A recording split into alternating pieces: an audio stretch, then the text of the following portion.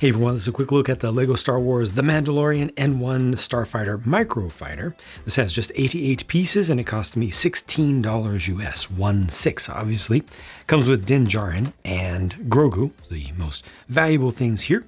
And then the build just has two built-in stud shooters, which do have studs in there in the form of the bright green color. Got a little bit of the yellow coming through here on the sides. This is much more durable than the minifig scaled one or play scaled one that they made that has parts that fall off all the time. This is actually put together pretty darn well. You can even hold it from back here to swish it around. My issue with it is that it doesn't really capture the look of the N1 at all. You get the basic idea here. The thin tail, that's fine. Shape of the engines is good, but it's just in the wrong place.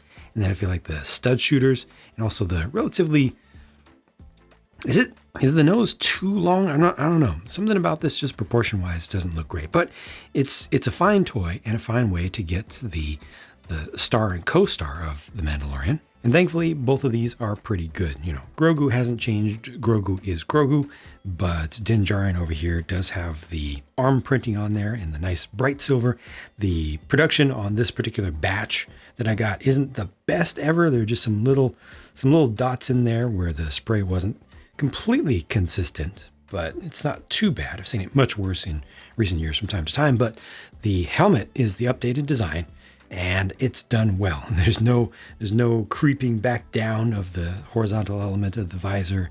Yeah, proportion wise, this looks pretty good. It has the additional dark silver printing on it, on top of it as well, and just generally looks pretty good to me. You also get the jetpack in the gunmetal gray color. These are the leftover parts and there was no sticker sheet, of course. The price of $16 US feels like a massive jump over the original 10 that made these easy impulse buys. It's also 16 euros, 13 pounds UK, 20 Canadian dollars, which equates to approximately $15 US.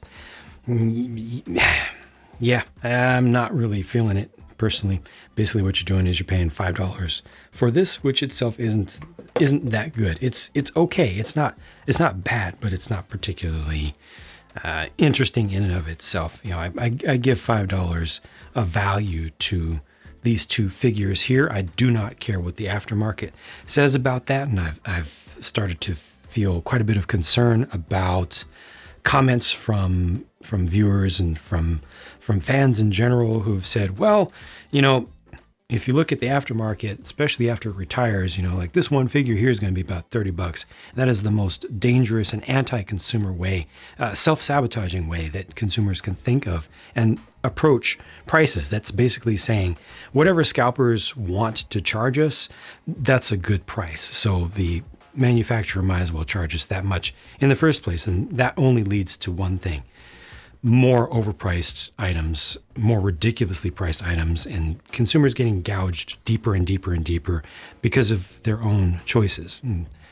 Imagine a few years from now, something coming out like this. What if it had an exclusive figure that 10 years from now would be worth $400? What if they charged $100 for it on the market? It makes no sense whatsoever. So yeah, 16 bucks is really pushing things. Would need the figures to be amazing, would need this to be awesome, in my opinion, and neither of those is the case. At least these are fine, and if you don't have a Din Djarin with the silver helmet, and or you don't have a Grogu, this is the cheapest way to get it on the market pretty much right now. So it gets a pass from me, but only barely. Thanks for watching.